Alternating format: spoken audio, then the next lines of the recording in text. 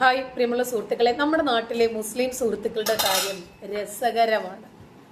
അവര് പറയുന്നത് എല്ലാ ആളുകൾക്കും, അതായത് കേൾക്കുന്നവർക്കെല്ലാം കോമഡിയായി തോന്നിയാലും അവര് പറയുന്നതിലെ വിവരക്കേടും വിഡ്ഢിത്തവും അവർക്ക് മാത്രം മനസ്സിലാകത്തില്ല.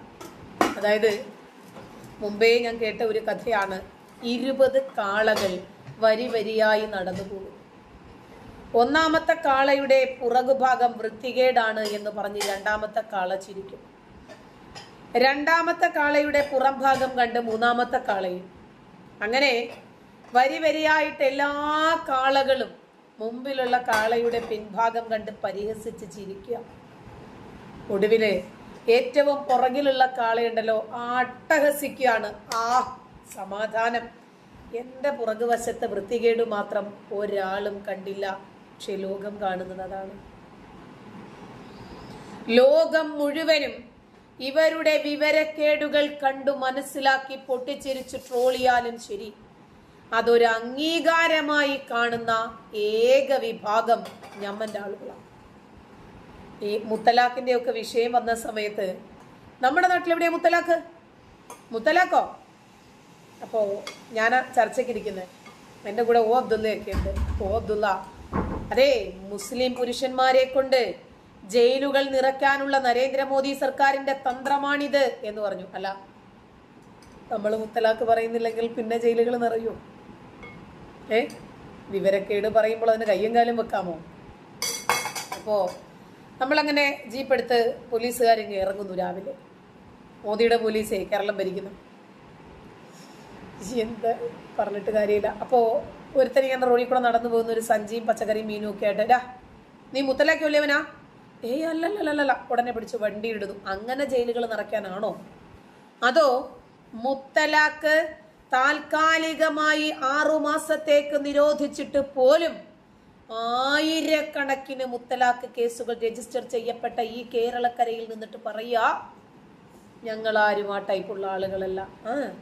അപ്പൊ സുപ്രീം കോടതിയിൽ പോയി 5 സ്ത്രീകള് മെസ്സേജ് വഴിയും വാട്സാപ്പ് വഴിയും മുദ്രപത്രം വഴിയും ഫോൺ കോൾ വഴിയും ഇംഗ്ലണ്ടിലെ ലെറ്റർ കാർഡ് വഴിയും ഒക്കെ ഡിവോഴ്സ് കിട്ടിയ, വിവാഹമോചനത്തിന് തൊലാക്ക് കിട്ടിയ സ്ത്രീകളല്ലേ ഈ സുപ്രീം കോടതിയെ സമീപിച്ചത്? 1400 കൊല്ലങ്ങൾക്ക് മുമ്പുള്ള ഈ ഗോത്രകാല സംസ്കാരം അവസാനിപ്പിക്കേണ്ടതുണ്ടെന്ന്. ജസ്റ്റിസ് വി ഖാലിദ്, നിങ്ങൾക്ക് ഓർമ്മയുണ്ടോ? കണ്ണൂർക്കാരനാണ്, മരിച്ചിട്ട് അധികമായിട്ടില്ല. അദ്ദേഹം പറഞ്ഞത്, മുസ്ലിം സ്ത്രീകളുടെ മേലുള്ള ഈ രാക്ഷസീയമായ നിയമം ഇനിയും അവസാനിക്കാനായിട്ടില്ലേ? മുസ്ലിം സ്ത്രീകളുടെ കണ്ണുനീരിൽ കുതിർന്ന ജീവിതം കണ്ട് മനസ്സും മടുത്തിട്ടൊരു ജഡ്ജ് പറയുന്ന വാക്കുകളാണ്, ഈ രാക്ഷസീയമായ നിയമം അവസാനിക്കാനായിട്ടില്ലേ? എന്നിട്ട് മതപരിവർത്തനമുണ്ട് എന്ന് പറഞ്ഞ പാലാ ബിഷപ്പിനെതിരെ ഇവരൊറഞ്ഞു തുള്ളി. അപ്പോഴും നമ്മുടെ നാട്ടിൽ മതപരിവർത്തനം നടക്കുന്നുണ്ട്. മുത്തലാഖ് നടക്കുന്നുണ്ടെന്ന് പറഞ്ഞപ്പോൾ നരേന്ദ്രമോദിക്കെതിരെ ഒറഞ്ഞു തുള്ളി.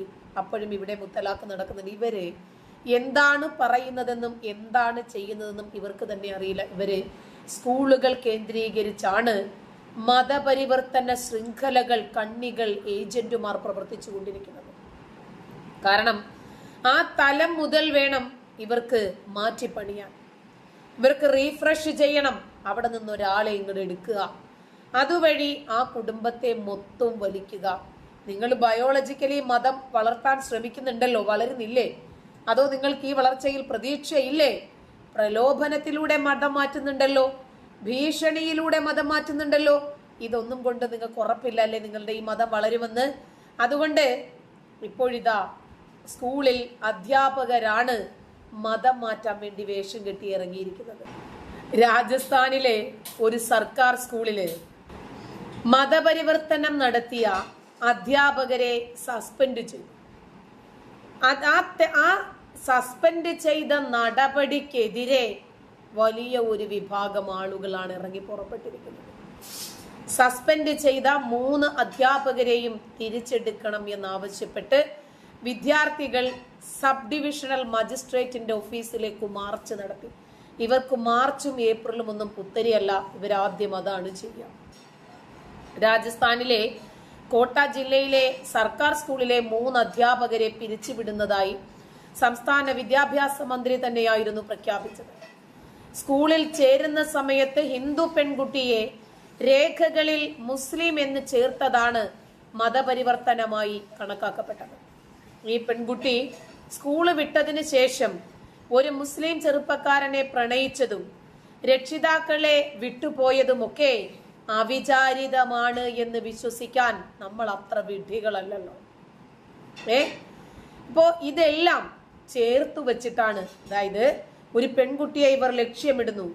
ആ പെൺകുട്ടി പോലും അറിയാതെ അവരുടെ ബയോഡേറ്റയിൽ, അവരുടെ സ്കൂൾ സർട്ടിഫിക്കറ്റിൽ, സ്കൂൾ രേഖകളിൽ ഇവർ മുസ്ലിമാണ് എന്ന് എഴുതുന്നു. ക്രമേണ ആ പെൺകുട്ടി അൺഎക്സ്പെക്റ്റഡ് ആയി ഒരു മുസ്ലിം പയ്യനെ തന്നെ പ്രണയിക്കുന്നു. പ്രണയം ഒളിച്ചോട്ടത്തിലേക്ക് എത്തുന്നു. മാതാപിതാക്കളെ ഉപേക്ഷിച്ച് പോകുന്നു.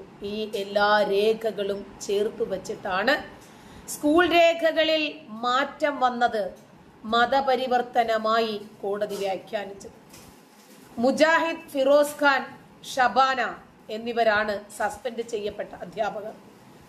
അതായത് മുജാഹിദ്, ഫിറോസ് ഖാൻ, ഷബാന, ഈ 3 അധ്യാപകര് നടത്തുന്നതാണ് ഈ വിദ്യാലയങ്ങളിൽ ഇതുപോലെയുള്ള തിരിമറികൾ. മതത്തിന്റെ കോളം പൂരിപ്പിച്ചപ്പോൾ തെറ്റ് സംഭവിച്ചതാണെന്നും അതിനെ പിന്നീട് കുട്ടി ഒരു മുസ്ലിം ചെറുപ്പക്കാരനുമായി പ്രണയത്തിലായതുമായി ചേർത്ത് വായിക്കരുതെന്നും സസ്പെൻഡ് ചെയ്യപ്പെട്ടവരിൽ ഒരാളായ മിർസ മുജാഹിദ് പറയുകയാണ്. എങ്ങനെയാണ് ഒരു കുട്ടിയുടെ ജാതിക്കോളം നിങ്ങൾ വിചാരിച്ചാൽ മാറ്റാൻ പറ്റുന്നത്? എങ്ങനെയാണ് അത് അൺഎക്സ്പെക്റ്റഡ് ആയി സംഭവിക്കുന്നത്?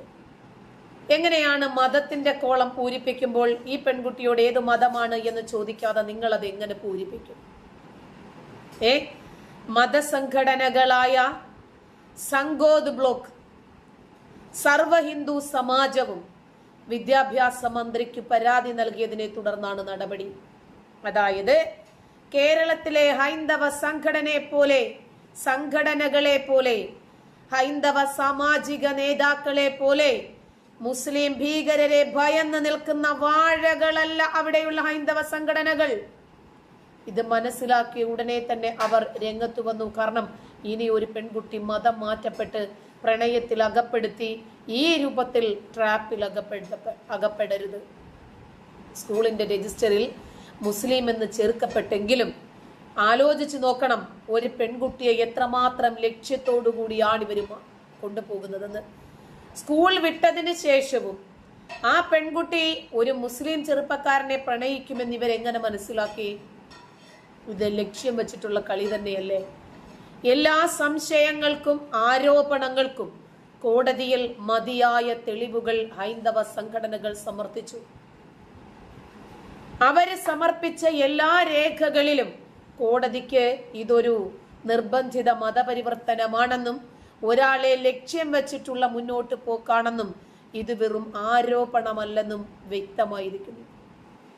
അന്വേഷണത്തിലൂടെ സത്യം പുറത്തു വരുമെന്ന പ്രതീക്ഷയുണ്ടെന്നാണ് ഈ പെൺകുട്ടിയുടെ കുടുംബാംഗങ്ങൾ പറയുന്നത്.